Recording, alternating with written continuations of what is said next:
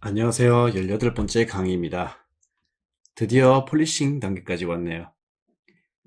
시작하기 전에 제가 한번 그 레이아웃, 러프 블로킹, 타이다운, 폴리싱 이렇게 나눠서 말씀드린 그 단계의 이름에 대해서 한번 짚고 넘어가려고 했는데요. 지금 보시는 바와 같이 이렇게 폴리싱 단계가 완성되었을 때 이런 정도의 결과물이 나온다라는 것을 보여드리기 위한 예제인데, 이걸 보셨을 때 이 선들이 아직도 굉장히 복실복실하고 완전히 클린업된 깨끗하고 이게 막 색깔이 들어간 그런 이미지가 아닌데, 이걸 폴리싱이라고 부르는 거는 어떤 의미냐? 우선 처음 제가 왜 이런 단어들을 사용했느냐에 대해서 말씀을 드리자면, 레이아웃이라는 단계는, 그리고 러프, 블로킹, 타이다운이라는 단계까지는 우리가 이제 업계에서 실제로 많이 사용을 하는 단어들입니다. 매일매일 많이 사용하고 있는 단어들이고, 다만 이 단어들과 그 제가 말씀드린 단계들의 그 똑같은 이치로 딱 접목이 되는 게 모든 프로덕션이나 모든 업계에서 다 똑같다라고는 말씀을 드릴 수가 없어요. 그렇기 때문에 저는 이제 많은 분들이 제가 최근에 작업했던 그런 애니메틱이나 끝까지 완전히 완성하지 않은, 어떻게 보면은 실제로 방영하기 위한 결과물까지 완성하지 않은 그 전 단계까지만 진행을 한 그런 애니메이션들을 보면서 사람들이 많이 좋아해 주셨고, 어떻게 만들었는지에 대해서 설명을 많이 해달라고 하셨기 때문에 이런 클린업이라는 단어를 사용하지 않고 폴리싱이라는 단어를 사용한 이유도 거기에 있습니다. 그 두 단어가 어떻게 다르냐 하면은, 제가 지금까지 경험한 바로 클린업이라는 단어를 사용했을 때는 훨씬 더 구체적이에요. 클린업은 하나의 깨끗한 라인을 통해서, 예를 들면은 이런 그림은 절대로 클린업이 될 수가 없고, 클린업이라는 단어를 사용할 수 있으려면 이제 뭐 이렇게 선이 이렇게 조금 두껍거나 한 걸 사용하는 게 그 프로덕션의 어떤 매력일 수도 있어요. 그거는 제가 지금 약간 너무 극단적으로 말씀드린 것 같긴 한데, 그래도 대체적으로 클린업이라는 단계에서는 이렇게 중간 단계 같은 그림이 아니라 하나의 선으로 이렇게 깨끗하게 이런 식으로 정확한 포즈를, 정말 이제 애니메이션 영화를 보실 때 보시는 그 마지막 단계, 마지막 결과물에 해당되는 진짜 마지막 단계이죠. 이거는 이제 뭐 같은 단어를 제가 매번 반복해서 말씀을 드리는데, 다른 대체할 수 있는 말이 없고, 정말 마지막 단계에서 이런 식으로 깨끗하게 그려서 거기다가 이제 색채를 뒤에 추가를 해주고, 또 그 위에 어떤 뭐 쉐이딩이나 그림자 이런 것들도 다 표현해주고, 이런 단계를 통칭 클린업이라고 말을 많이 하는데요. 그 클린업 작업을 제가 굳이 하지 않는 이유는, 이제 애니메이션을 제작하는 데 있어서 애니메이터로서 이 작업을 끝까지 해야 되는 경우가 굉장히 적고, 또 제가 최근에 작업했던 굉장히 러프한 느낌이 나는 애니메이틱들은 이 단계를 완전히 스킵했기 때문에 따로 클린업이라는 단어를 사용하기보다는 폴리싱이라는 단어를 사용했습니다. 폴리싱이라는 거는 오히려 구체적이지 않고 굉장히 포괄적이에요. 이 폴리싱이라는 단어가 어떻게 보면은 일본에서는 브러쉬업이라는 단어도 많이 사용을 했고요. 뭐 그냥 조금 이해하기 쉬우신 말로 해드리자면 퀄리티 업. 그러니까 결국 기존에 있었던 것보다 조금 더 이제 파는 과정, 조금 더 예쁘게 만들어 나가는 과정, 이런 것들을 모두 다 통틀어서 폴리시 한다라는 식으로 말을 하기 때문에, 이 폴리싱이라는 거는 그러면 타이다운 다음 단계에 조금이라도 더 예쁘게 만들기 위해서 추가할 수 있는 것들을 다 이제 모아서 보여드리기 위해서 이렇게 18강에서는 폴리싱이라는 단계를 따로 제가 명칭을 적었습니다. 자, 그러면 이 폴리싱 단계에서는 클린업과 이렇게 비교해서 보니까 확실하게 이 그림들이 약간 아직도 지저분한 것들이 있다라는 게 느껴지시죠? 이거는 이제 클린업을 방금 보여드렸기 때문에 더 그렇게 느끼실 것 같은데, 어쨌든 폴리싱 단계에서 가장 먼저 해야 될 것 중에 하나가 뭐냐, 지금 그러면 타이다운을 완성해놨던 예제가 있는데, 그 타이다운 단계에서 이전에 했던 것들처럼 타이 단계로 돌아가서 맨 처음 해야 될 것들부터 한번 같이 보도록 하겠습니다. 폴리싱 단계에서 가장 먼저 해야 될 것. 그거는 인비트윈을 추가하기 전에 인비트윈을 추가하면 더 이상 고치기 힘들어질 것들을 미리 다 고치는 겁니다. 그런 것들이 어떤 것이 있냐? 타이밍은 괜찮고요. 나중에도 충분히 고칠 수 있는데 스페이싱과 궤도를 확실하게 잘 보셔야 됩니다. 아마 러프 단계에서 타이다운 단계로 오면서 이미 인체라던가 이런 그 그림에 있어서의 그런 문제점들은 많이 교정을 하셨어야 할 텐데요. 그런 것들을 다 하셨다면 결국 그림에 있어서 어떤 큰 문제점은 지금은 보이면 이제 교정할 수 있지만 없을 거라고 가정을 하고 인비트윈을 추가하기 전에 궤도를 봐야 되는데 이 궤도는 그림을 잘 그렸나 못 그렸나와는 상관없이 처음 레이아웃 단계에서부터 잡았던 이 키포즈들 사이에 어떤 거리라든가 이런 것들이 있잖아요.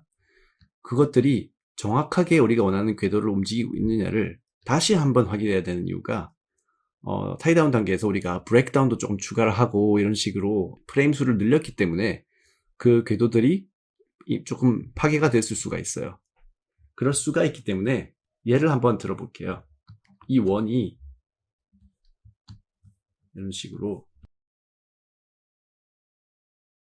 움직이면서 우리 쪽으로 다가오는 이렇게 날아오는 움직임이에요. 이런 식으로 제가 애니메이션 하나 만들었다고 치겠습니다.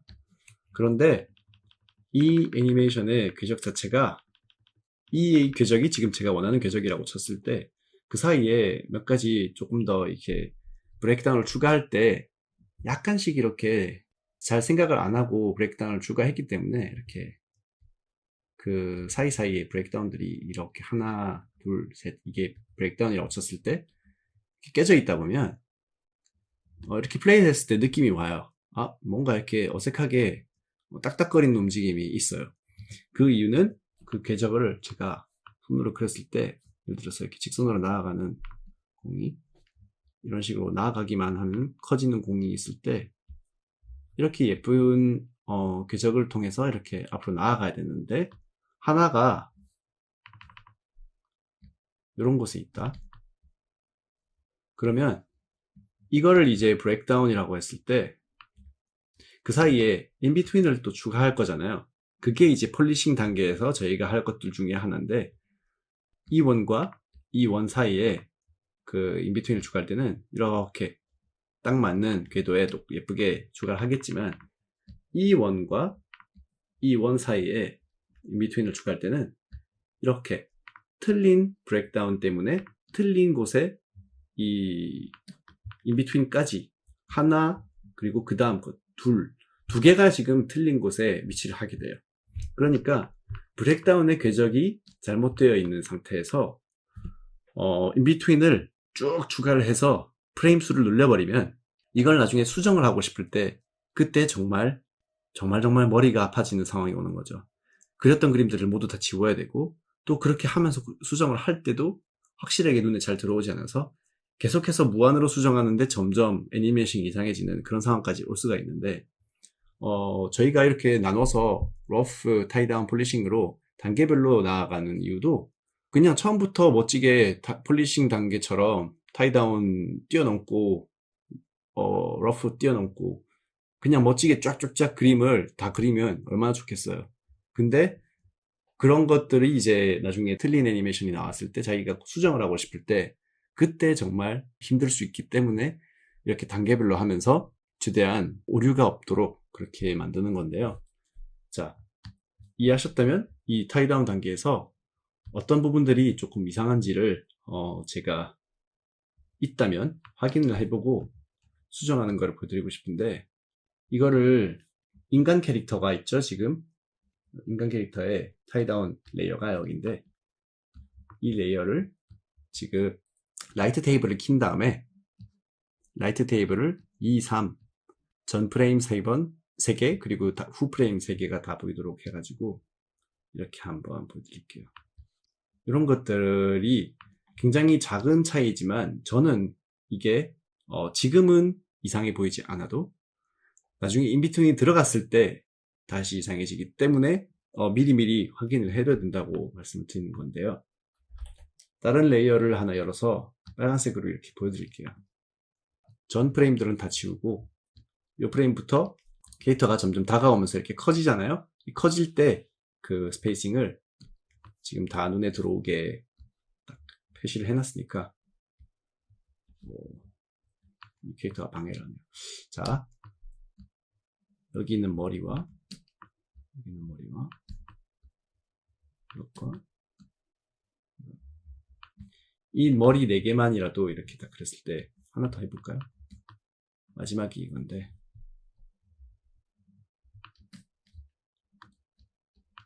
자 1, 2, 3, 4, 5 이렇게 했을 때 1, 2, 3, 4, 5번 사이에 어떤 그 연관성이 있는 궤적을 제대로 그리실 수 있을 것 같나요? 그렇게까지 이상하진 않아요. 근데 제가 생각하기에 1번과 2번 사이에 이 왼쪽으로 가는 이 모션은 저는 충분히 이제 필요가 없는 모션이고 파란 캐릭터가 빨간 캐릭터를 향해서 직선으로 빠르게 나아가고 있을 뿐인데 이렇게 곡선을 그리는 것 자체가 조금 불편하게 느껴진다는 거죠.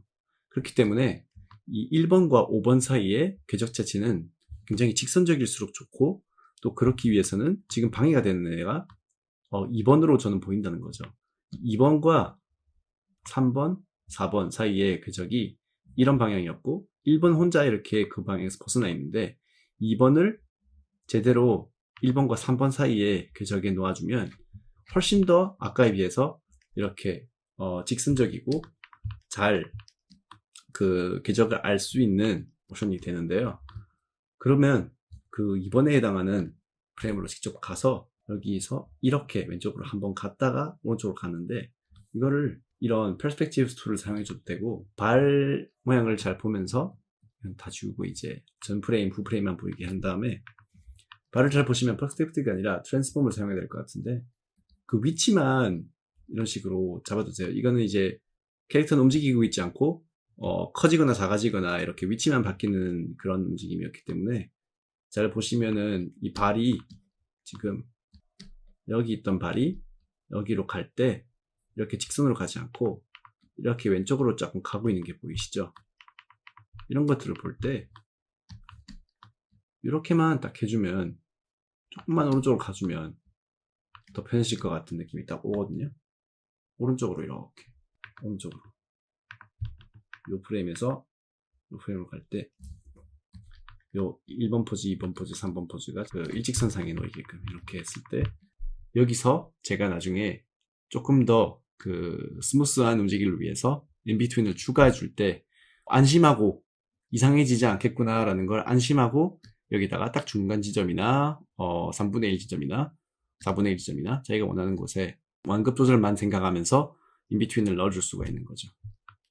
그 외에 이제 어떤 스페이싱과 궤적을 수정해야 되는 부분에 대해서는 사실 눈에 잘 들어왔다면 더 좋지만 하면서 인비트윈을 추가하다 보니까 뭔가 좀 어색하다 이건 고쳐야겠다라고 느껴지는 부분도 있어요. 그럴 때는 할 수 없죠. 이제 인비트윈을 추가하다가 지우고 그 부분이 이상했구나 여기를 수정하자 이렇게 했을 때는 그 인비트윈들을 그대로 두고 최대한 많은 프레임 수를 가지고 수정을 하면 할수록 더 힘들기 때문에 추가하고 있었던 인비트윈들은 포기를 하고 타이다운 단계로 돌아와서 수정을 이렇게 해주시는 게 더 낫습니다. 그 구간에 대해서 말이죠. 전체를 다 그렇게 지우시라는 건 아니고 여기서 그러면은 지금 익스포지션이 현재 익스포지션이 4로 되어 있으니까 이 4의 익스포지션이 스무스하게 보이게끔 2까지 해주면 이 프레임이 하나의 포즈가 2프레임 동안 나타나기 때문에 이 애니메이션이 12분의 1초 동안 나타나는 프레임스 레이트로 나타나게 되는 거죠. 자, 그러면은 이 사이에 이것들을 저는 지금 제 궤도와 스페이싱이 옳다고 생각을 하기 때문에 여기서 여기까지 일단 한번 쭉 그 인비트윈을 넣어드리고 그 넣는 과정에서 제가 하는 것들을 조금씩 설명을 해드릴게요. 설명이 필요하다면 이 디스플레이 커런트 이 버튼을 사용해서 지금 작업하고자 하는 캐릭터 혼자만 보여도 되니까 이것만 보이게 일단 해놓고, 출발할 때 제가 전에 이 타이다운 강의에서는 이미 그런 걸 적용을 했었는데 여기는 적용을 하지 않았네요. 그래서 저는 이 출발하는 그 스페이싱 자체가 퉁하고 빠르게 출발하는 게 아니라 조금 이렇게 ease in이 있었으면 좋겠기 때문에 이렇게 초록색에 조금 더 가깝게 출발을 해보도록 하겠습니다. 그리고 이걸 할 때 최대한 그 이상한 점은 없는가, 이 라이트 테이블이 사실 플리핑 하는 데는 조금 방해가 돼요. 제가 이렇게 전 프레임, 후 프레임을 보면서 플리핑 할 때 이 시각적인 정보가 너무 많아지면은 더 이제 보기가 어렵기 때문에 실제 그 사이에 스페이싱을 그려주기 위해서 이렇게 인비트윈 할 때는 굉장히 편리한 툴이긴 해도, 플리핑 이렇게 왔다 갔다 해주는 플리핑 기술을 사용하실 때는 이 라이트 테이블을 지우고 이렇게 한번 보시는 게 더 편해요. 지금 이렇게 지우고 보니까 귀가 약간 이렇게 회전하고 있는 게 보이기 때문에 이렇게 불편해서 반대로 다시 이 그림을 이런 식으로 귀가 회전하는 것들을 고쳐주도록 하겠습니다. 그런 게 눈에 들어오려면은 이 라이트 테이블이 안 보이는 게 훨씬 더 좋거든요. 예제에서 제가 사용했던 타이다운 버전에서는 최대한 쉽게 만들기 위해서 전에 말씀드렸던 그런 이빨같이 활용된 이런 삐죽삐죽한 머리를 사용하지 않고 잠깐 이제 보여드렸던 가장 단순한 방법, 그냥 이렇게 헤어라인만 이렇게 나와 있는 방법을 사용을 했었네요.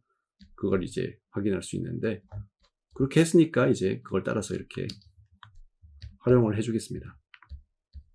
그리고 이걸 할 때 제가 분명히 약간 초록색에 더 가깝게 스페이싱을 잡는다고 했는데 그걸 금세 또 잊고 중간쯤에 이렇게 놓고 있었죠.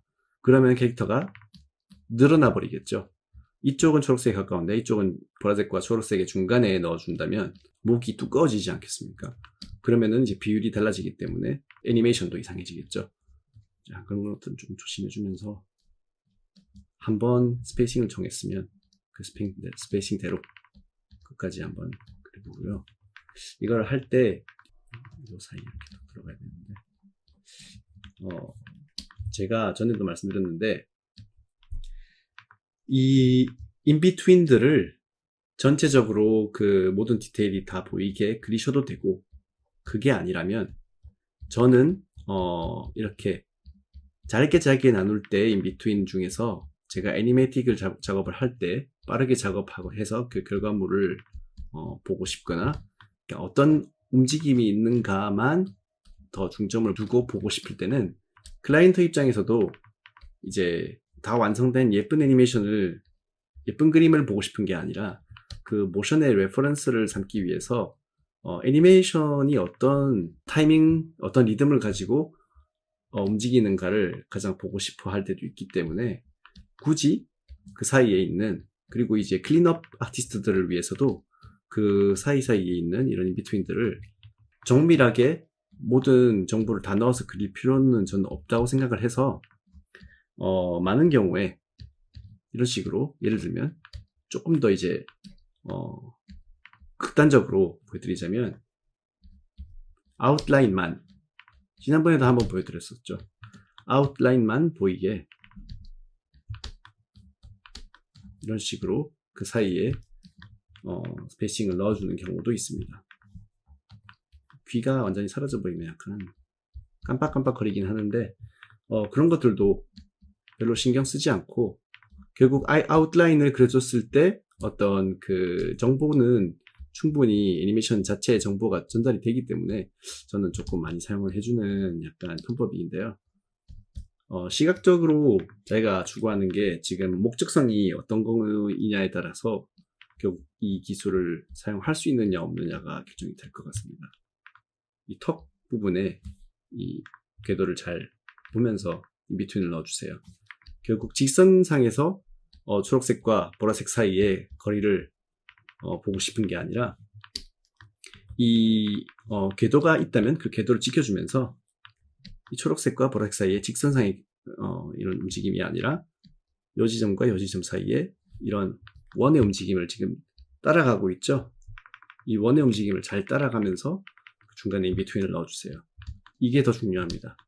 이 디테일한 그림보다 더 중요한 게 그 사이사이에 궤도를 얼마나 잘 따라가는가, 이걸 지금 집중하고 해서 잘 보고 싶은 거기 때문에 사실 연습에 있어서도 이걸 단순히 이제 어떤 일이 아니라 연습을 위해서 지금 만드는 애니메이션이라고 한다면 더더욱이 디테일보다는 이 전체적인 그 모션의 그 궤적들을 더 유심하게 보시면서 그림은 최대한 단순화해서 이렇게 아웃라인을 표현하셔도 무관하다고 생각합니다. 뭐가 더 중요한지를 잘 알고 진행을 하는 게 중요하다는 거죠.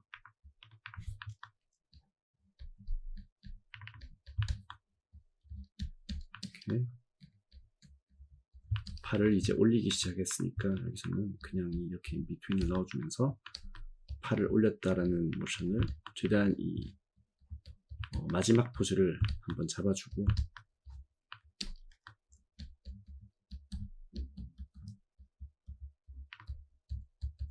제가 지금까지 말씀드린 것들을 다 적용하면서 여기까지 왔거든요. 이 포즈가 이제 굉장히 흥미로운 포즈인데 스와핑 하는 거를 보여드리도록 하겠습니다. 여기까지만 이런 식으로 그냥 제가 이제 아무 생각 없이 그림을 그린 것 같긴 한데, 그래도 어느 정도 그 궤적이랑 스페이싱에 유의를 하면서 인비트윈을 제가 원하는 대로 다 추가를 했을 때 이게 프레임 수가 훨씬 더 올라갔겠죠. 어떤 식으로 보이는지 한번 같이 플레이를 해서 보도록 할게요. 그림이 약간 어색해진 부분들은 이제 나중에 수정을 해주면 되고, 자, 여기까지 플레이를 해볼게요. 그 타이다운 단계에서 딱딱거리던 부분들이 아주 스무스하게 이 고개가 빙글하고 돌아가는 그 모션이 눈에 잘 들어오게 되었죠. 그 사이에 디테일을 넣어주지 않았기 때문에 인비트윈들은 모두 깜빡깜빡거리면서 지금 그 비어있는 모양이 눈에 들어오지만 결국 굉장히 빠르게 전멸하는 것이기 때문에 그 볼륨들이 실제로는 우리가 잘 이해할 수 있을 정도가 보일 거예요. 대신 프레임 레이트 자체는 이제 실루엣 부분, 아웃라인 부분을 12fps, 초당 12 프레임에 수만큼 넣어줬기 때문에 훨씬 더 스무스하게 느껴지죠. 여기서 이제 이 칼을 어깨에 탁 내려놓는 이 모션이 중요해지는데, 지금은 이제 그냥 타이다운 단계에서 이렇게 균일하게 타이밍을 두고 모션만 딱딱딱 분배하기 위해서 그 타이밍은 손을 대지 않았지만, 여기서부터 어느 정도 이 부분을 조금 가지고 놀 필요가 있는데요. 이 칼이 내려오는 이 스미어 프레임이 하나가 있어요. 이 스미어 프레임이 오랫동안 보이면 안 되겠죠. 지금 빠르게 움직이고 있기 때문에 이런 스미어 같은 효과가, 블러 효과가 일어난 건데, 여기서 갑자기 이 프레임이 오래 가면 말이 안 되는 그런 애니메이션일 텐데, 그러면 이 프레임을 짧게 보여주고 이렇게 했을 때 바로 어깨에 내려와 있는 이 포즈가 될 텐데, 지금 저희가 원하는 게 과연 여기서 여기까지 와서 이렇게 멈추는 걸까요? 이렇게 했을 때 플레이를 살짝 해보면 전에 타이다운 단계에서 한번 제가 언급하고 설명을 드렸던 부분이 한번 더 나오게 되는데 충격이 느껴지지 않아요.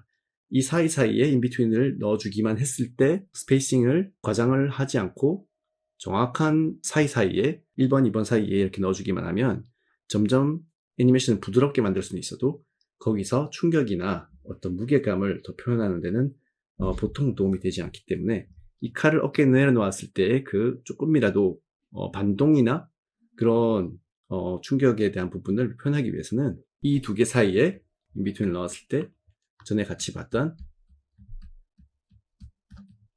이걸 사용해야 되겠죠.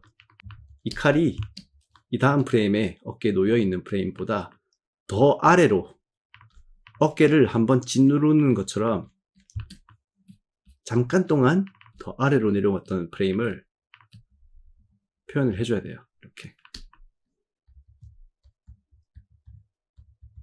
이게 오버슛인 거죠.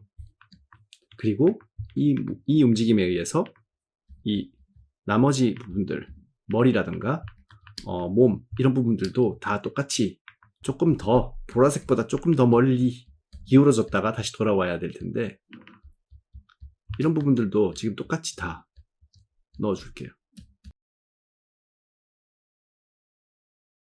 이쪽 어깨는 크게 영향을 받을 필요가 없을 것 같고, 이 왼쪽 어깨에 지금 칼이 올려져 있기 때문에 이 왼쪽 어깨가 확실하게 내려갔다 올라가는 거를 이런 그 옷의 어떤 구조적인 부분들을 활용을 해서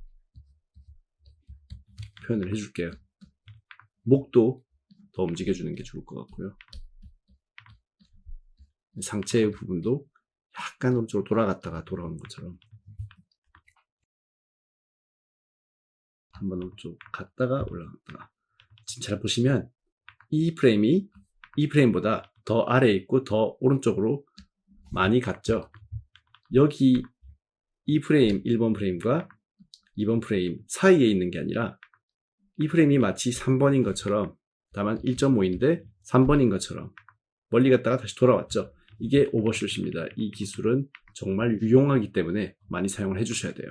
이렇게 탁 얹었을 때 한번 갔다가 돌아오는 거에 의해서 반동이 제대로 느껴질 수 있는 거죠. 그 다음에는 이미 한번 반동에 대한 움직임을 줬으니까 거기서 조금 더 과장하기 위해서 반대 방향으로 머리를 제쳐줘도 되고, 뭐 그 정도로 이제 크게 막 과장해 줄 정도의 반동은 아니다 싶으면 이 한 번의 오버숏만으로도 충분히 이제 표현이 됐기 때문에 그 다음 프레임들은 지금까지처럼 중간중간에 스페이싱을 잘 보시면서 단순한 인비트윈을 넣어주시면 되고, 이거를 넣어주실 때 이 얼굴이나 어떤 머리 두통 모양 그리고 이런 모든 몸의 비례율 같은 것들이 멀어지면 멀어질수록 인비트윈을 그릴 때 유지를 하기가 어려워지죠.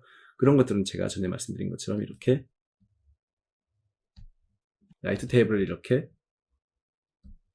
트랜스폼을 해서 사용하는 방법으로 딱 겹쳐서 이렇게 그려가지고 그게 약간 어긋나는 부분들을 이렇게 그려서 해주면 그 중간 지점이 딱 그려지기 때문에 굉장히 편하게 인비트윈을 넣어줄 수가 있습니다.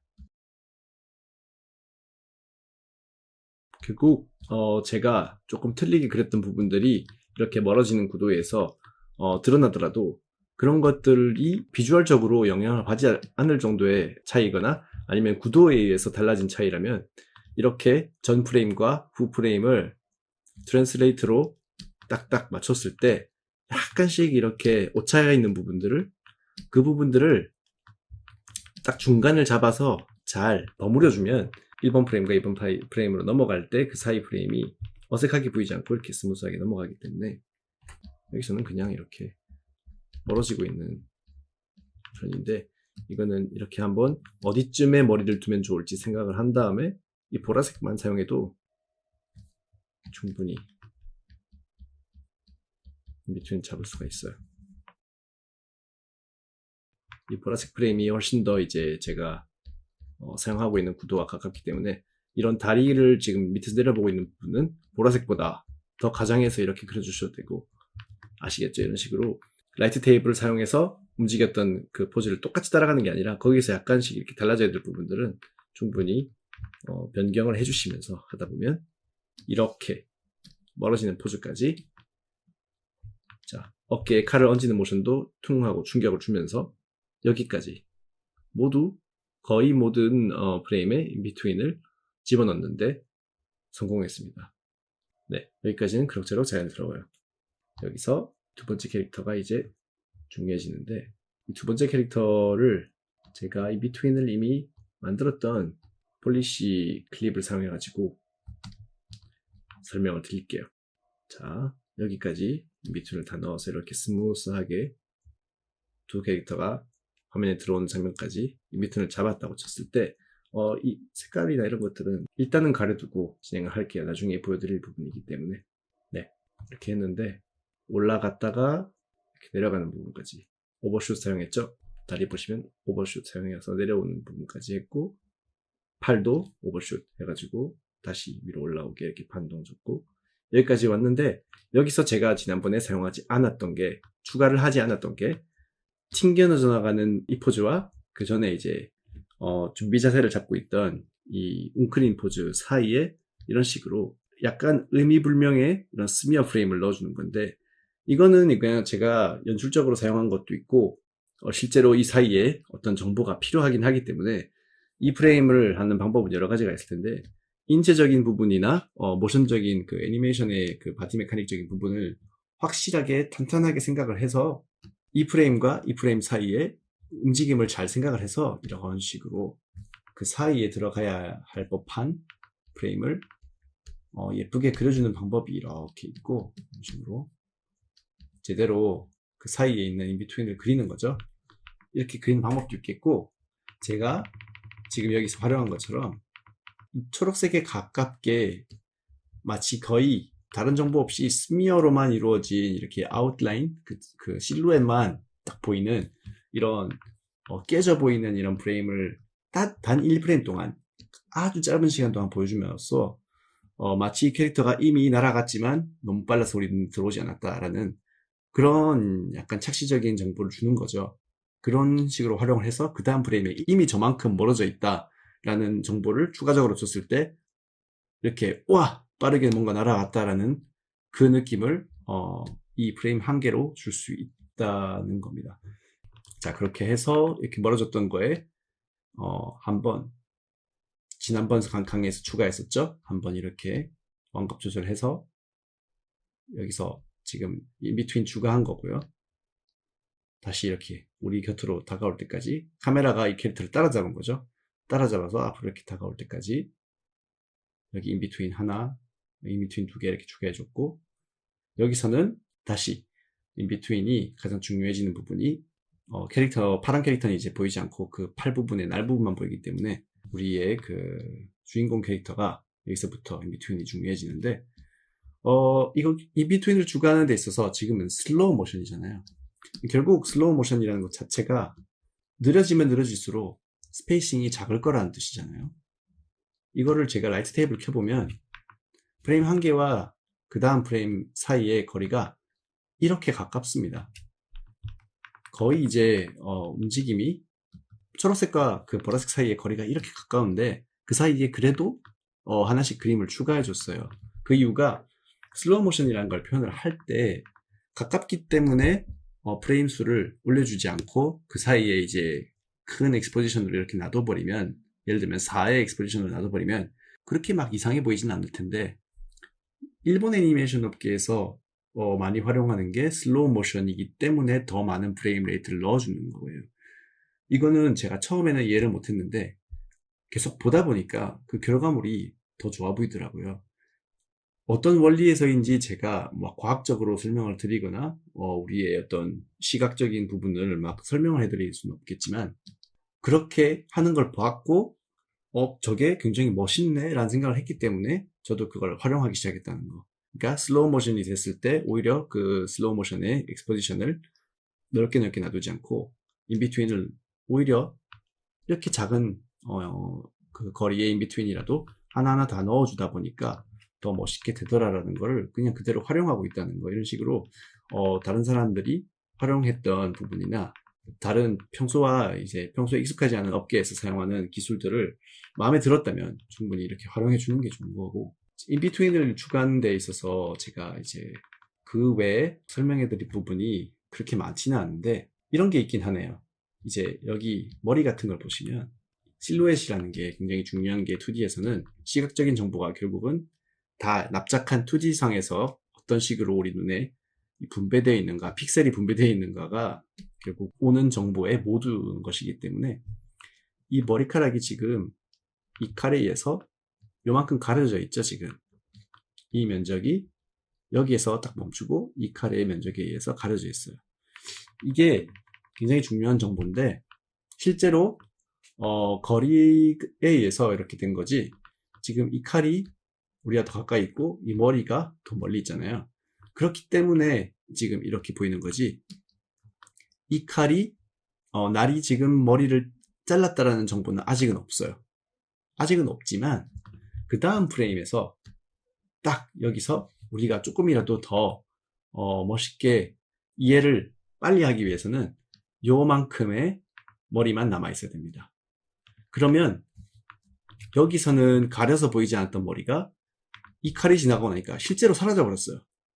요만큼의 볼륨만 남겨놓고 위에 있는 것들은 다 사라지고 없는 거죠 지금.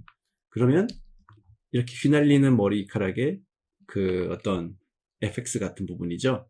그만큼 조금 줄어든 양의 머리카락을 이렇게 휘날리게 그려줬을 때 요 프레임과 요 프레임 사이에 같은 그 실루엣 덕분에 머리가 거기서 딱 잘려나갔구나라는 정보를 우리가 쉽게 얻을 수가 있는 거죠. 이런 것도 이제 인비트윈을 추가하실 때 왔다 갔다 하게 하지 마시고 최대한 같은 곳에서 이제 멈춰 있는 것들이 우리한테 쉽게 시각적인 정보를 줄 수 있다는 거를 유의를 하시면서 진행하시면 이런 슬로우 모션에 있어서도 조금 더 쉽게 표현을 할 수 있을 것 같고요. 여기 이 팔이 괴물의 이렇게 팔 같은 무기 부분이 이렇게 잘려나갔죠. 이게 약간 잔인한데 이 잘려나간 부분이 한번 이렇게 멀리 팍 한 프레임 만에 날아간 거는 다이나믹하게 표현하기 위해서 그렇게 한 거고 그 다음에는 완급 조절하면서 더 이상 이게 점처럼 작아지는 게 아니라 여기서 한번 같은 크기로 이렇게 뒤로 넘어가고 있는데 이 포물선의 어떤 이런 떨어지는 스페이싱을 잘 지켜주면서 움직임은 계속해서 각도를 바꿔줘요. 한 번은 이 각도였는데 그 다음 프레임에서는 이 각도죠. 그 다음 프레임에서는 이 각도고 그 다음 프레임에서는 이 각도고 이렇게 그 제대로 된 날 부분과 팔 부분 이렇게 대조되는 그 비주얼적인 정보가 있기 때문에 이렇게 각도를 바꿔주면서 그러다 보면 이 물체가 그냥 날아가는 게 아니라 빙글빙글 돌면서 날아가고 있다는 시각 정보가 주면서 인비트윈 덕에 이렇게 회전하면서 날아가고 있다는 정보를 추가할 수 있게 된 거고 그런 게 조금 더 멋있게 표현이 되는 거죠. 이제 이 캐릭터가 포즈를 잡고 일어나는 부분에 대해서는 뭐 크게 제가 인비트윈 부분에 대해서 말씀드릴 부분은 없고요. 이거는 그냥 연출적인 부분인데다가 캐릭터가 이 지평선에 대항해서 어떤 식으로 지금 위치해 있는가 이런 거에 대해서 뭐 이미 러프 단계에서 다 말씀을 드렸기 때문에 이 포즈를 최대한 오랫동안 유지를 하고 이 포즈가 멋있으니까 유지를 하고 그 다음에 천천히 여기서 포즈를 깨면서 일어날 때는 또 조금 다이나믹하게 확 일어나서 이렇게 포즈를 잡는 식으로 그런 식으로 한 거고 요 파란 캐릭터 같은 경우에도 그냥 중간중간에 인비트윈을 넣어줬을 뿐이고요. 아주 이제 유의해야 될 점들은 없고 여기까지 왔으니까 이제 마지막으로 제가 이거는 만약에 알록달록하게 모든 색깔을 다 넣어주고 싶을 때도 충분히 사용할 수 있는 기술이 있기 때문에 그 기법을 알려드리려고 하는데 이건 TV 페인트에 해당되는 거고 어떻게 보면은 소프트웨어에 대한 안내를 하기보다는 저는 원칙적인 것들 얘기를 많이 한다고 했지만 그래도 이 TV 페인트를 사용하시고자 하는 분들께는 이 기능이 굉장히 편리한 기능이고 잘 되어 있는 기능이기 때문에 굳이 제가 한번 보여드리도록 하겠습니다. 우선 자기가 선이라고 생각하는 레이어를 먼저 선택을 해주세요. 어떤 의미냐면 제가 지금 지평선을 계속 그려놨잖아요. 그러면 땅은 흰색으로 두고 배경을 예를 들면 회색으로 하고 싶어요. 전에 이제 이렇게 보여드린 것처럼 이렇게 하고 싶어요. 그런데 그 색을 나누는 기준점이 되는 라인이 이 레이어인 거죠. 이 지평선만 있는 이 레이어. 이 레이어를 가지고 그러면 먼저 선택을 해놓고 위에 레이어라는 드롭다운에서 new 레이어를 할 때 anim 레이어가 아니라 color and texture 레이어를 선택을 해주세요. 컬러 텍스처 레이어를 선택을 해주면 이렇게 주황색의 색은 좀 다를 수 있어요. 버전에 따라서.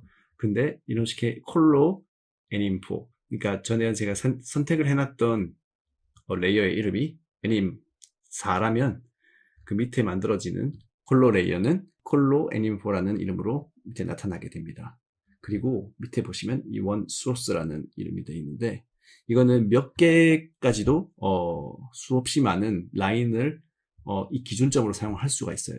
대신 지금은 한 개만 사용을 해서 보여드릴 거니까 이걸 그대로 놔둘 건데 클릭을 해보시면 이 처음 선택했던 그 지평선만 그려져 있는 애님 4 이 레이어가 선택이 되어 있는 걸 보실 수 있고 그 한 개만 이렇게 딱 되어 있기 때문에 one source라고 적혀 있는 겁니다.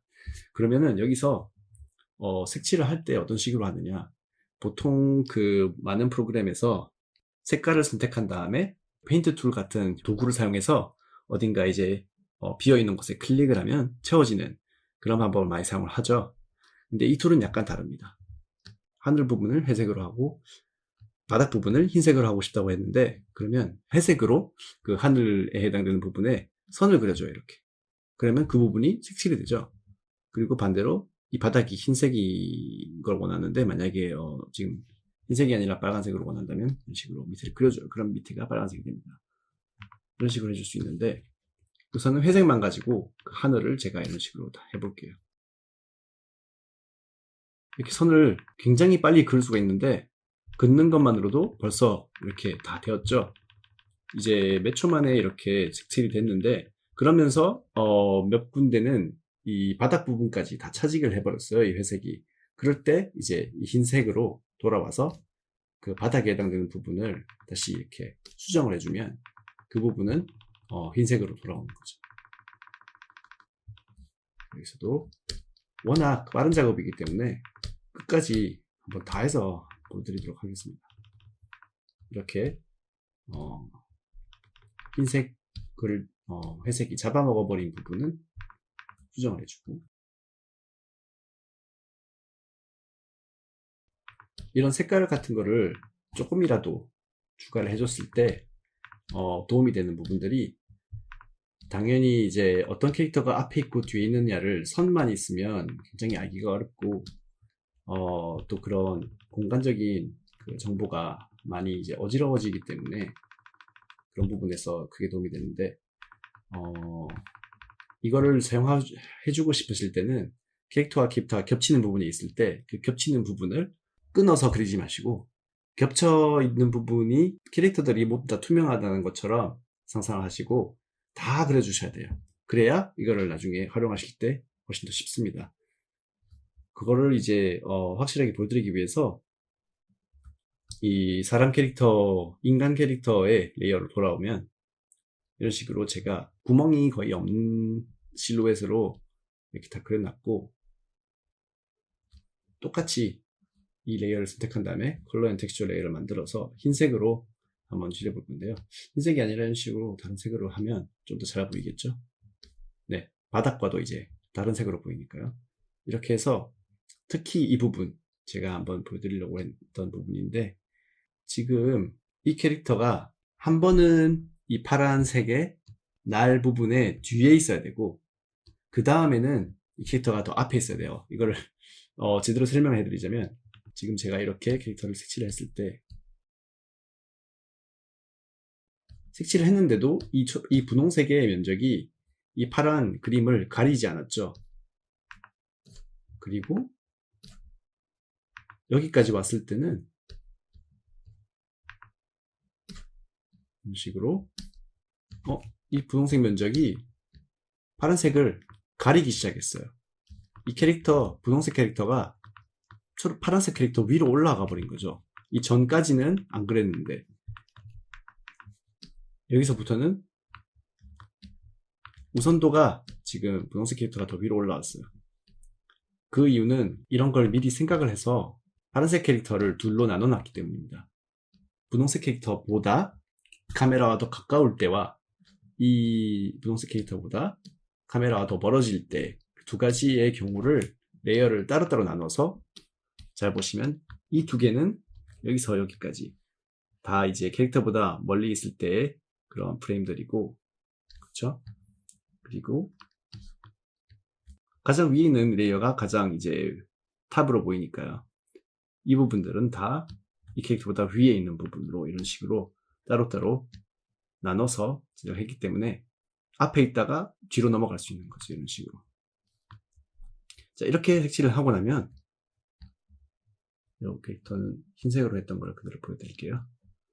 이 배경과 각각의 캐릭터들이 조금 더 이제 튀어나와 보이고, 그 흰색 바탕에 흰색 그룹만 그렸을 때 조금 더 눈에 들어오지 않았던 부분들이 많이 사라졌기 때문에, 이 폴리시 단계까지 갔다면, 그리고 지금 저는 이 예제를 최대한 빨리 제작을 해서 어떤 정보들을 드리기 위해 그림을 아주 세세하게 그리거나 더 이렇게 더 예쁘게 그릴 수 있음에도 그렇게까지는 하지 못했지만, 좀 더 세세하게 그림을 예쁘게 그리셨다면 이 폴리시 단계까지만 했을 때도 이미 이제는 거의 완성된 애니메이션이고 멋있는 애니메이션이 되었을 수 있습니다.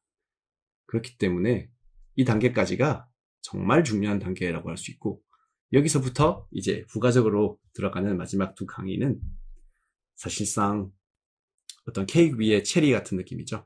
활용점정으로 이 정도 이제 그 애니메이션을 완성을 했으니까 여기서부터는 자신에게 어떤 보상을 한다는 생각으로 이걸 더 이제 극대화할 수 있는 어떤 효과들을 사용하는 가장 재미있는 단계가 이제 시작이 되는 건데요. 이제 남아있는 두 강의들은 그런 것들을 하나하나 보여드리면서 진행을 하도록 하겠습니다. 그럼 다음 강의에서 뵙겠습니다.